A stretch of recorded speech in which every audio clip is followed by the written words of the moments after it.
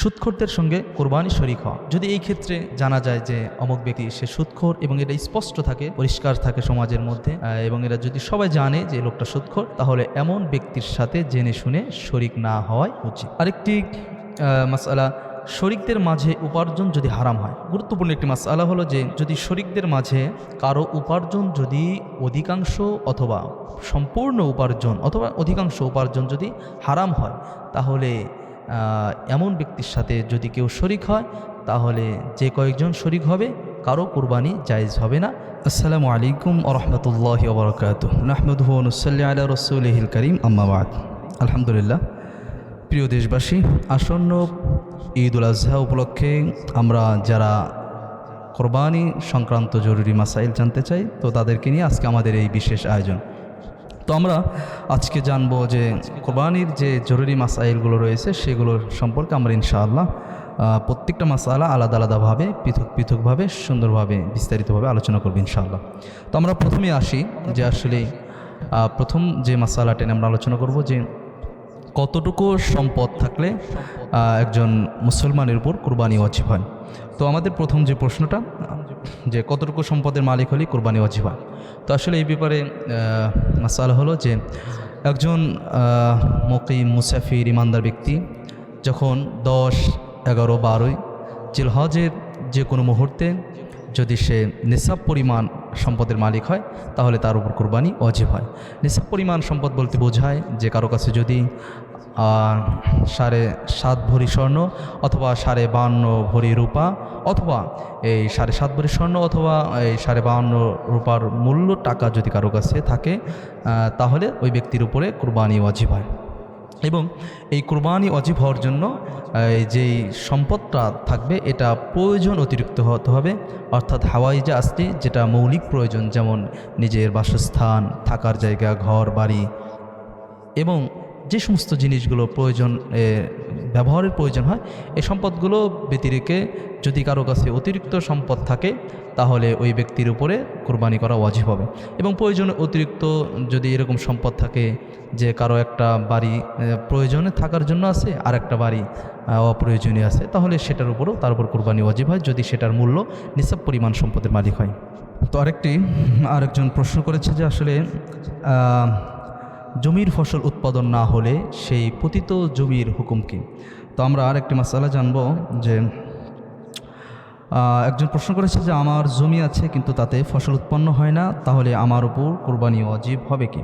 হ্যাঁ, এক্ষেত্রে উত্তর হলো যে আপনার ওই পরিত্যক্ত জমিটা যদি ওখান থেকে আপনার সারা বছরে যদি কোনো ফসল না হয় এবং সেই জমিটা ব্যতি রেখেই যদি আপনার সাংসারিক যে খরচাদি আছে পরিবার চালানোর জন্য সেটা যদি হয়ে যায় এবং ওই পরিত্যক্ত জমিটার যদি সম্পদ, ওই পরিত্যক্ত জমির মূল্যটা যদি নেশাব পরিমাণ হয়, তাহলে ওই জমির উপরও কোরবানি ওয়াজিব হবে।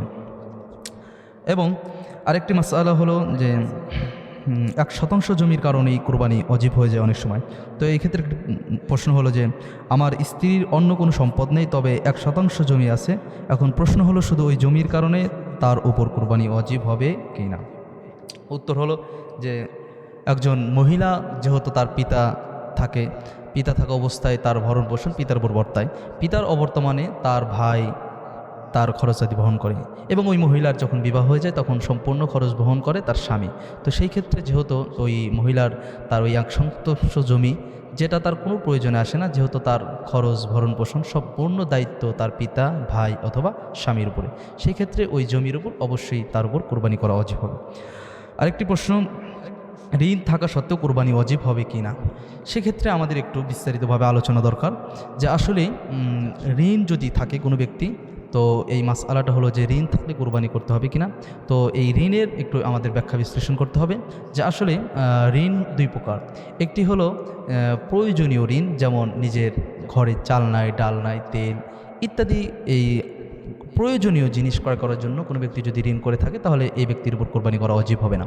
আরেকটি ঋণ হলো যে ব্যবসায়ী পরিধিকে বৃদ্ধি করার জন্য অনেক সময় মানুষ ঋণ করে থাকে, যেমন কোটি কোটি টাকা ঋণ নিয়ে তার ব্যবসাকে বৃদ্ধি করার জন্য, পরিধি বৃদ্ধি করার জন্য অনেক সময় ঋণ করে থাকে।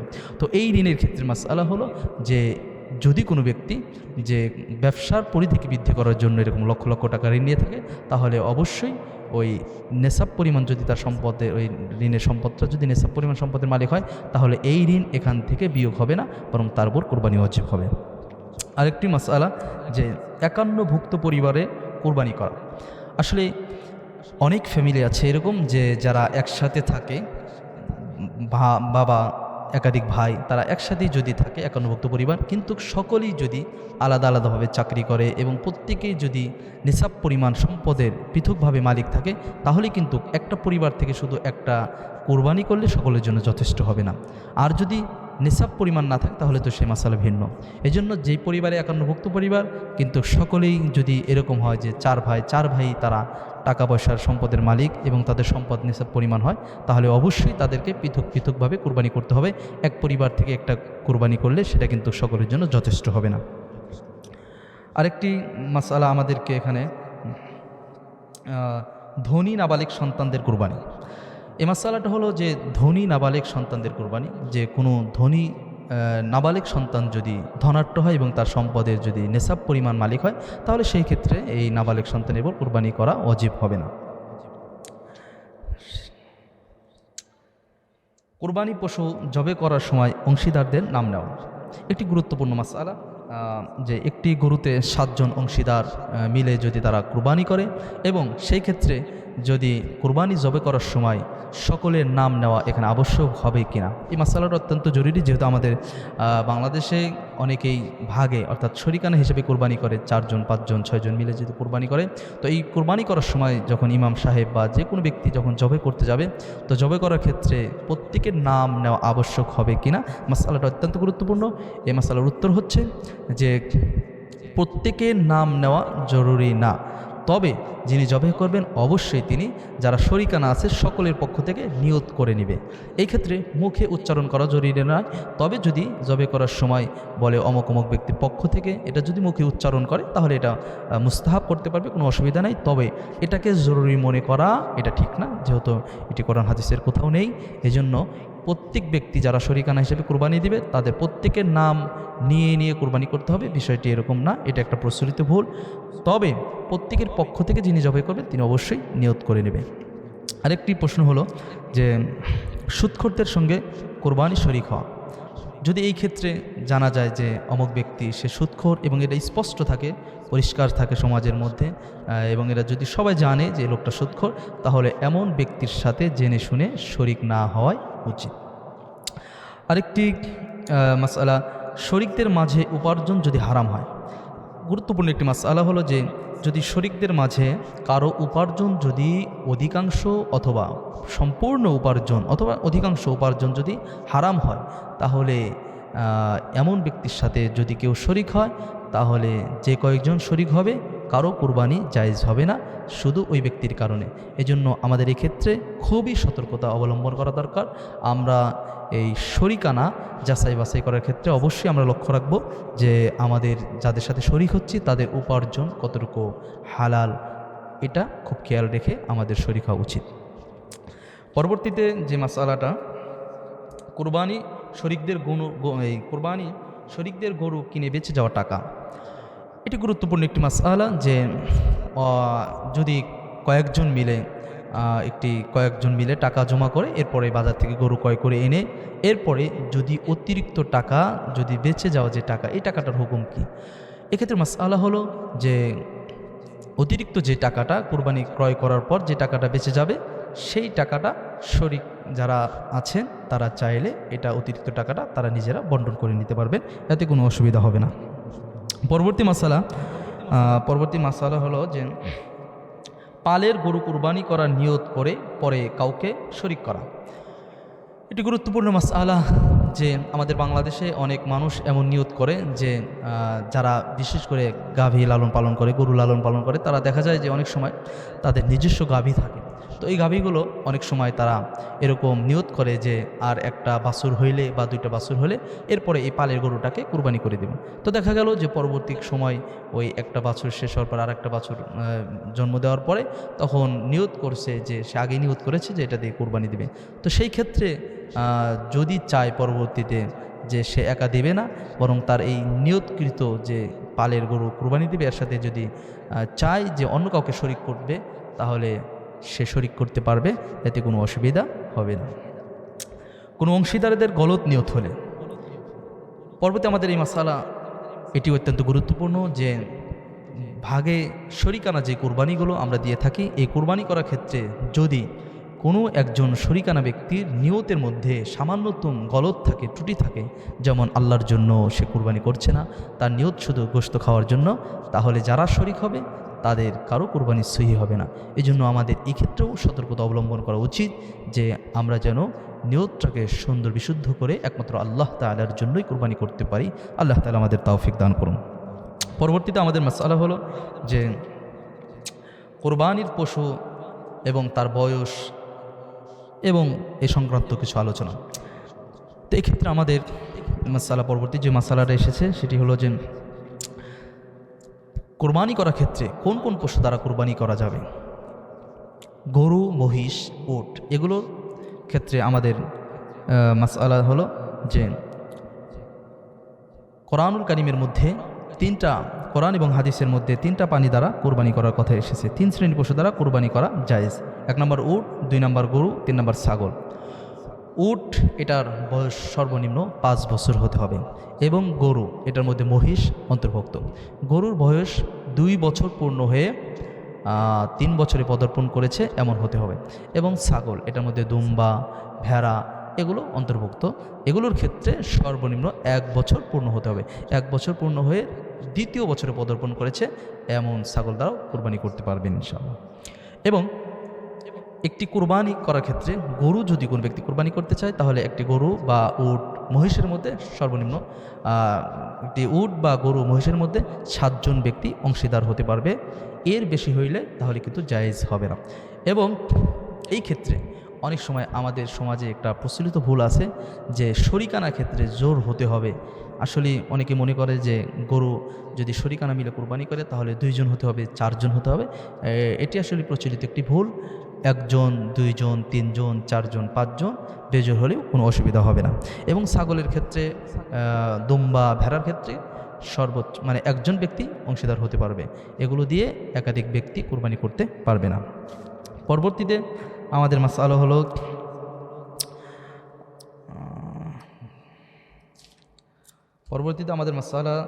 কুরবানির পশুর পেটে বাচ্চা পাওয়া গেলে করণীয় কি। কুরবানির পশুর পেটে বাচ্চা পাওয়া গেলে এটা কি করবেন, এই অত্যন্ত গুরুত্বপূর্ণ একটি মাসআলা যে কুরবানির পশু জবে করার পর তার পেটে বাচ্চা পাওয়া গেলে তা কি করবে। উত্তর হলো যে কুরবানিকৃত পশুর পেটে যে বাচ্চা পাওয়া গেছে তা যদি মৃত হয় তাহলে তা ফেলে দিবে, আর যদি জীবিত হয় এবং কুরবানিদাতা ধনী হয় তাহলে বাচ্চাকে জবাই করে দিতে পারে বা নিজের কাজেও ব্যবহার করতে পারে, তবে তখন বাচ্চার মূল্য সদকা করে দিতে হবে। পরবর্তী আরেকটি মাসআলা হলো চুরিকৃত পশু ক্রয় করে কুরবানি করা। দেখেন, কোনো ব্যক্তি পশু ক্রয় করে কুরবানি করার পর জানতে পারলো যে পশুটি চুরিকৃত, এদিকে মালিকেও এসে হাজির, এমতো অবস্থায় কুরবানি দাতার করণীয় কি। যদি আপনি বাজার থেকে পশু ক্রয় করেছেন, তো ক্রয় করার পরে এসে আপনি জানতে পারলেন, কুরবানি করার পর জানতে পারলেন যে এই পশুটা অমুক ব্যক্তির, এই পশুটি চুরি হয়েছিল, তাহলে সেই ক্ষেত্রে করণীয় হলো যে ব্যক্তি মালিক তার কাছ থেকে অনুমতি নিতে হবে। মালিক যদি অনুমতি না নেয় তাহলে কিন্তু ওই ব্যক্তির কুরবানি সহি হবে না। আরেকটি মাসআলা হলো, পরবর্তীতে আমাদের আরেকটি মাসআলা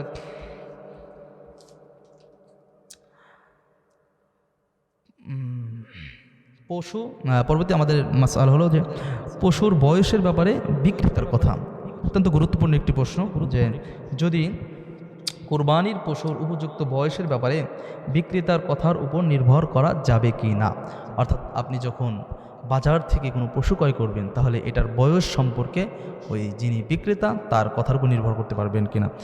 যদি বিক্রেতা কুরবানির পশুর বয়স পূর্ণ হয়েছে বলে স্বীকার করে আর পশুর শরীরের অবস্থা দেখেও এরকম মনে হয় যে এটা আসলেই তার পূর্ণ বয়স হয়েছে, তাহলে সেই ক্ষেত্রে আপনি এই পশু দ্বারাও কুরবানি করতে পারবেন ইনশাআল্লাহ। আরেকটি মাসআলা খাসিকৃত ছাগল দ্বারা কুরবানি করা। দেখেন, এটি অত্যন্ত গুরুত্বপূর্ণ একটি মাসআলা যে খাসিকৃত ছাগল দ্বারা কুরবানি করা যাবে কিনা। যেহেতু আমাদের দেশে এখন অনেক মানুষই বিভ্রান্ত ছড়াচ্ছে, অনেকেই ইউটিউব, ফেসবুকে অনেক মানুষ অনেক বিভিন্ন বক্তব্য দিয়ে তারা বলে যে খাসি দ্বারা নাকি কুরবানি হবে না। দেখেন এই ক্ষেত্রে পরিষ্কার মাসআলা হলো ফাতহুল কাদির 8 নম্বর খণ্ড 498 নম্বর পৃষ্ঠা এবং মাজমাউল আনহার 4 নম্বর খণ্ড 224 নম্বর পৃষ্ঠা, এরপরে ইলাউস সুনান 17 নম্বর খণ্ড 4 নম্বর পৃষ্ঠার মধ্যে পরিষ্কারভাবে লেখা আছে যে খাসিকৃত ছাগল দ্বারা কুরবানি করা এটা জায়েজ। প্রেক্ষাপট অনেক সময় এটি দ্বারা কুরবানি করা উত্তম বলা হয়েছে। এই জন্য খাসি যারা কুরবানি করতে চান আপনারা নিঃসন্দেহে আপনারা কুরবানি করতে পারেন, এটি উত্তম, এটি আপনার কুরবানি সহি হয়ে যাবে, কোনো অসুবিধা হবে না ইনশাআল্লাহ। এরপরে আমাদের মাসআলা হলো জবেহ সংক্রান্ত মাসআলা, যে জবেহকৃত পশু শান্ত হওয়ার পূর্বে চামড়া খসানো। জবেহকৃত মাসআলার এই মাসআলাটা অত্যন্ত গুরুত্বপূর্ণ, যে জবেহকৃত পশু শান্ত হওয়ার পূর্বে চামড়া খসানো যাবে কি না। এক্ষেত্রে মাসআলা হলো যে অনেক সময় পশু জবে করার পরে সে পশুটি শান্ত হয়নি, এর পূর্বেই দেখা যায় অনেক মানুষ তার চামড়া খসানো শুরু করে দেয়। দেখেন এটি মাসআলা হলো যে এটা আমাদের মানবীয় দৃষ্টিকোণ থেকেও এটা কিন্তু একটা নিন্দনীয় কাজ, যে একটা পশু শান্ত হয় নাই তার আগে যদি আমি তার চামড়া খসানো শুরু করি তাহলে সে স্বাভাবিকভাবে কষ্ট পাবে। এজন্য যদি আপনি শান্ত হওয়ার পূর্বেই চামড়া খসান অসুবিধা হবে না, তবে এটি অনুত্তম। এজন্য পশু সম্পূর্ণ জবে করার পরে যখন শান্ত হয়ে যাবে তখন আপনি এটার চামড়া খসাবেন ইনশাআল্লাহ। এরপরে আমাদের পরবর্তী মাসআলা, কোনো প্রাণীকে পীরের নামে জবেহ করা। অত্যন্ত গুরুত্বপূর্ণ আরেকটি মাসআলা, যে কোনো ব্যক্তি যদি তার পশুকে কোনো পীরের নামে বা বাবার নামে কুরবানি করে তাহলে তার কুরবানি সহি হবে কিনা। এক্ষেত্রে সঠিক মাসআলা হলো যে কুরবানি যদি কোনো ব্যক্তি পীরের নামে বা বাবার নামে যদি তার পশু জবে করে, যদিও সে জবে করার সময় বিসমিল্লাহ বলে, তাহলে তার এই কুরবানি সহি হবে না।